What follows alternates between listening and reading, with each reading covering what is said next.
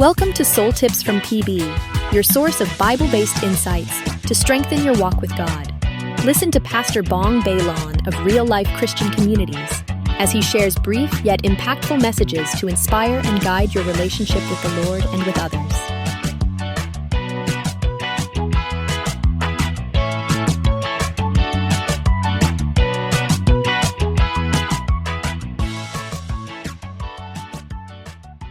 Matthew 25, verses 19 to 23. After a long time, the master of those servants returned and settled accounts with them. The man who had received 5 bags of gold brought the other 5. "Master," he said, "you entrusted me with 5 bags of gold. See, I have gained 5 more."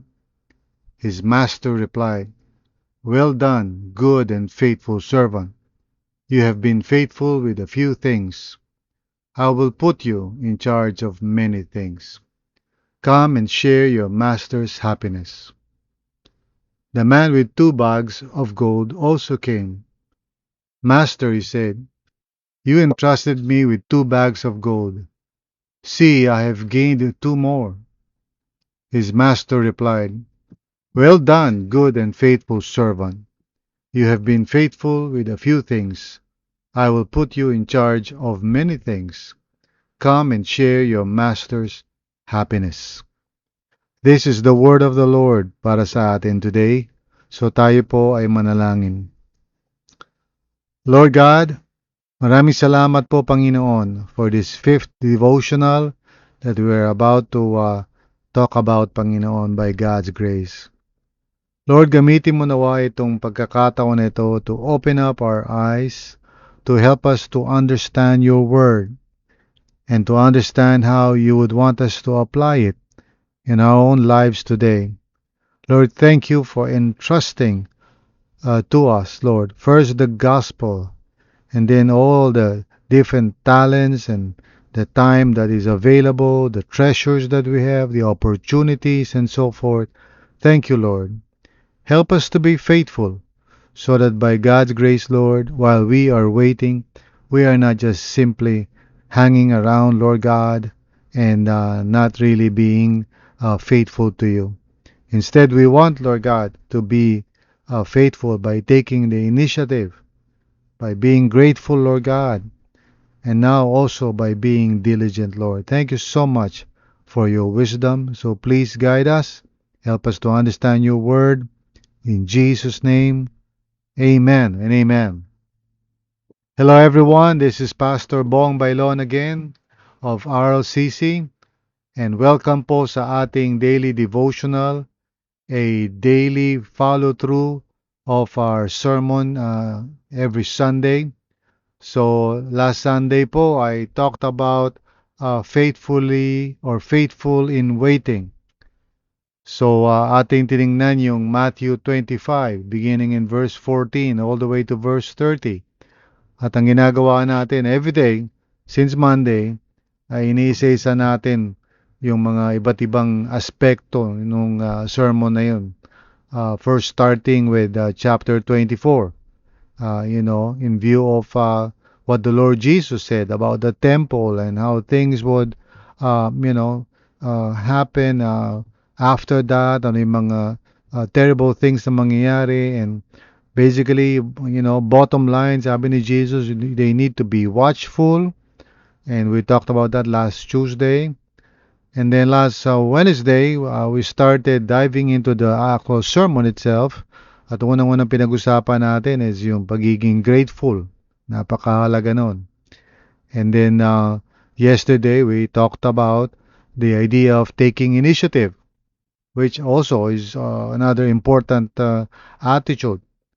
And now we come to this third thing na pag-uusapan natin, which has to do with being faithful still.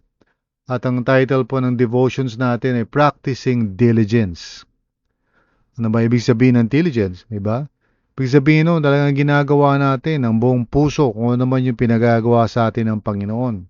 At hindi natin parang binabaliwala lamang ito, Bagkus talagang, pino-pour out natin yung heart natin. We have passion in what we're doing, whatever it is that the Lord wants us to do while waiting for His return.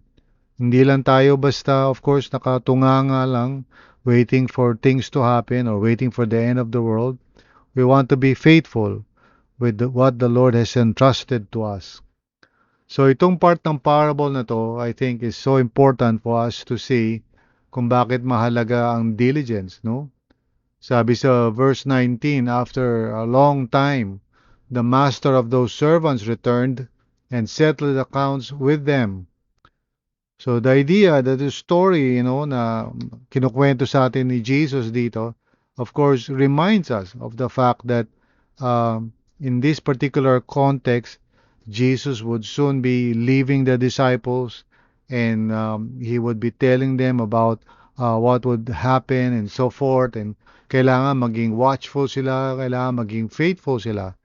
At yung pagkakaroon nila ng attitude na ganyan ay nakasalalay doon sa realidad that Jesus will come again the second time to, unify heaven and earth and to bring about His justice upon the earth, to fulfill yung kanyang promises in the Old Testament, to make all things right, starting with people by transforming them through the Holy Spirit, and then also making things right in all the cosmos, in all the creation. Hindi lang naman tao ang gustong i-save ng Panginoon, but the whole creation. And that's why it's not really true na parang, papunta tayo doon sa isang malayong lugar called heaven, but rather the Lord desires to unify heaven and earth and for us to actually be the stewards of this new earth na kanyang i-create, kung saan we would be like Jesus, stewarding the creation in the right way. And of course, creation is looking forward to that, na finally, magkakaroon ng human beings who are like Jesus, full of love and compassion and taking care of creation as it should, or as they should. So, maganda yung plano ng Panginoon para sa atin. So, in the meantime, habang di pa nangyayari yan, what do we do? Well, muna sa lahat, sabi nga sa verse 19, after a long time, the master of those servants returned and settled accounts with them. So, keep in mind, now we need to be accountable. The world is not just going to go on and on and on. There will be an end in the present age. At, magkakaroon ng accounting, ika nga. And we will have to give an account of the opportunities that the Lord has given us. So even though meron tayong assurance that there is now no more condemnation to those who are in Christ Jesus, hindi ibig sabihin niya na parang pabanjing-banjing lang tayo, paisi-isi lang tayo. Even the Apostle Paul, who among all of us siguro has the greatest assurance of all, pero he always keeps in mind the fear of the Lord in his heart, kasi yan ang talagang attribute o attitude ng isang faithful follower. Yung healthy fear of the Lord, na in other words, to be accountable. Hindi lang yung parang, okay, saved naman ako, I have nothing to worry about. Okay, dito sa story na to pinakikita sa atin that the master, would return and we will have to give an account of how we lived our lives. So wag tayong parang, taking that aside and not really making the important decisions. Our decisions matter. Yung decisions natin in this life is important. How we steward yung ating mga gifts and talents, etc. is an important thing. Hindi natin pwedeng baliwalain yan. Now, so verse 20 sabi, the man who had received 5 bags of gold brought the other 5. Master, he said, you entrusted me with 5 bags of gold. No? Napag-usapan na natin, talent yan, di ba? 5 talents. In each talent is worth about 20 years of wages. Okay? So, sabi niya, see, I've gained 5 more. No? Pansinin niyo yung kanyang confidence to report to the master. Hindi siya nahihiya because alam niya, naging faithful siya. And then sabi sa verse 21, his master replied, well done, good and faithful servant. So yun ang tawag sa kanya ng master, good and faithful servant. So we don't know when the Lord will return, pero this is the will of God that we live our lives as good and faithful servants, using the time, the opportunities, the gifts, the talents, the resources, whatever na pinagkatiwala sa atin ng Panginoon, fulfilling the ministry that He has called us to do. So that in the end, yun ang maririnig natin sa Kanya. Well done, good and faithful servant. At ganito pa ang sabi ng Master, you have been faithful with a few things. Now just imagine that, no? 5 talents yung binigay sa kanya. Each talent equivalent to 20 years of working. Tapos ang tawag ng Master, faithful with a few things. Well, in comparison to the glory that awaits us, talagang, maliit na bagay lang yun. Kaya sabi niya, I will put you in charge of many things. So in the world to come, we, God's children and God's people, would be running, creation. We will be stewarding creation. We will be taking care of it as God originally intended. Okay? We would be in charge of those things. Not in a parang dictator type of leadership, hindi yung parang nagbo-bossing tayo, but like Jesus. We take care of God's creation lovingly, no?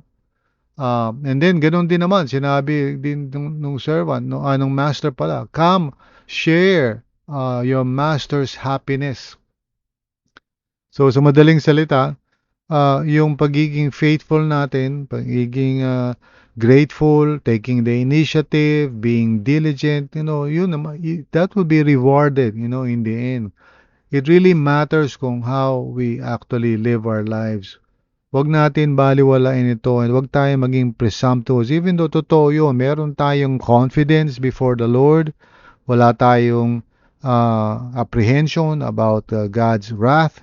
Alam natin yun. Pero still, hindi yun excuse para maging indifferent tayo in how we live our lives. We must be faithful to the Lord. We must be diligent sa pinagagawa niya sa atin, doing our best. For example, if I am called by God to do outreach, I will do my best. I will really plan, strategize, pray, and so forth. Hindi ko lang basta gagawin yun ng parang haphazardly. I will put my heart into it. Kasi it is the Lord whom I am serving.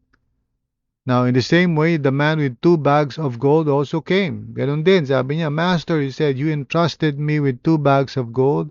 See, I have gained 2 more. The same kind of confidence and attitude. And then his master replied, same thing then, well done, good and faithful servant. You have been faithful with a few things. So pareho lang sila, whether 5 or 2, faithfulness pa rin, no? With a few things. And then sabi niya, I will put you in charge of many things. Again, same idea po, na yung decisions natin about how we live our lives would matter. And there will be a reward to that. No? And sabi niya, you have been faithful with a few things, I will put you in charge of many things. And then the same conclusion, come and share your master's happiness. So madaling salita mga kapatid, while we are waiting for the Lord, okay, we need to be grateful with God's grace sa atin, pinagkatiwala, iba-ibang mga bagay, find out kung ano yung mga minibigay sa inyo, Lord, na ini-entrust niya sa iyo.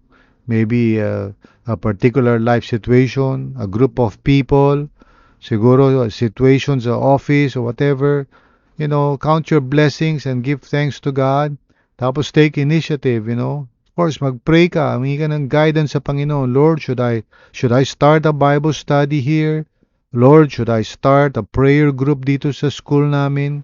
Ask God for wisdom. At kapag meron ka ng peace in your heart and consolation, siguro you can ask your spiritual friends or companions in the Lord. And if they say, that sounds like a good idea, So go ahead, gawin natin, take initiative. And once you're doing it, be diligent, persevere in it, maging tapat ka doon. Wag lang parang ginagawa mo isang bagay to pass away the time. So, kung ako, may gift ako of singing, pag-aaral ako maigi, mag-aaral akong kumanta talagang mabuti. Kung musician ako, ganun ang gagawin ko. Kung writer ako, mag-aaral ako, i-equip ko yung sarili ko, hingi ako sa Panginoon ng tulong para mag-grow ako dun sa craft ko na yun. Kung sa online ako, ganun din gagawin ko. Kung gumagawa ako ng mga social media content, I will do my best. Kung ako ay usher, I will do my best. If I am sharing the gospel at work, I will do my best. I will always give my heart sa ginagawa ko for the Lord. So, yun ang ibig sabihin ng diligence, mga kapatid. We are not just simply hanging on o kaya parang ginagawa lang natin yung ministry ng pawardi-wardi lang, walang puso, walang passion, walang creativity. Mga kapatid, to be faithful, we really have to serve the Lord with diligence. Practicing diligence po talaga. Yan ang nais natin tatandaan. So what about you? Ano ba ang pinagagawa sa iyo ng Panginoon ngayon at this point in time sa buhay mo? Does the Lord want you to be a facilitator of an LG? Pagbutihin mo, gawin mo, ang best mo doon. Aralin mo yan ng maigi. Ikaw ba'y tinatawag ni Lord na maging musician sa praise team? Mag-practice ka, mag-aral ka. Pagbutihan mo yung ginagawa mo. Whatever ministry ang pinagkakatiwala sa iyo ng Panginoon, whether that is temporary or permanent or whatever, just do your best. Be diligent in what God is calling you to do. This is how you are showing faithfulness while you are waiting for the Lord. Para pag dumating ang Panginoon, you can also be confident and say, see Lord, here's what I have done by the grace of God. And the Lord will say, well done, my good and faithful servant. At sasabihin niya, you have been faithful with little things. Now I will entrust you with greater things. So sa new creation, hindi lang tayo basta nakatunganga lang at tumutugtog lang tayo ng harp. We will be involved in the true creative work of humanity na talaga namang original intention ng Panginoon para sa atin.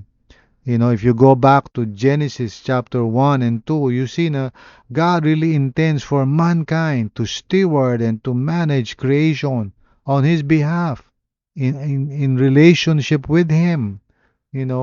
At yun nga yung kalooban ng Panginoon. He has made a promise that this will come true. All the different passages in the Old Testament point to that future kung saan heaven and earth will be united. There will be no more death.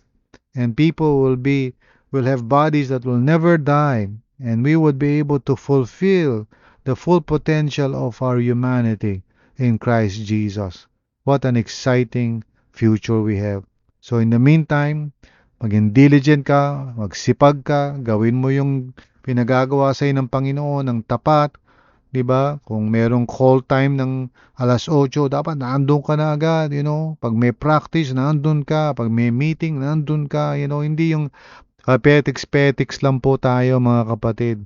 Pagbutihan natin yung ginagawa natin. This shows love and faithfulness to the Lord. Amen?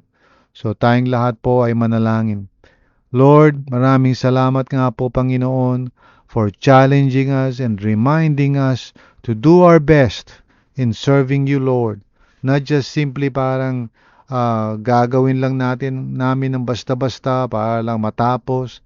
Lord, help us to pour our hearts in what we're doing for the Lord, to give our best. Lord, of course, we trust in you in everything. We cannot do anything on our own. We will depend on you, Lord. We will depend on your power. Pero we will not just wait for things to happen. We will make things happen by the grace of God. We will listen, pay attention, Lord God, to how you direct us. Pero once na clear sa amin that you want us to do something, Lord, tulungan niyo po kami to give our best, to do, Lord, what we can by the grace of God. Upang sa ganun, Lord God, we would be ready one day for your return, and we would be able to say to you, Lord, see, Lord, here's what I have done by the grace of God. Kaya, Panginoon, tulungan niyo po kami, i-deliver mo po kami sa katamaran, sa kawalan ng dedication and passion sa pinagagawa mo sa amin. We repent, O Lord, and we commit ourselves to you once again. In Jesus' name, Amen and amen. So, purihin ang Panginoon mga kapatid. Thank you for joining me in this fifth devotion for this week. We still have one more tomorrow. For now, meditate on these things po. Pakinggan natin maigi ito at pag-isipan natin. And pray to the Lord. Ask God to speak to you and to guide you. Kung ano man yung ginagawa mo ngayon, kahit hindi pa yan permanente o kung pansamantala, still do your best. Do your best for the glory of God. Yan po ang mensahe natin for today. So God bless you. Thank you for joining me in this devotional. Thank you. God bless. Bye-bye.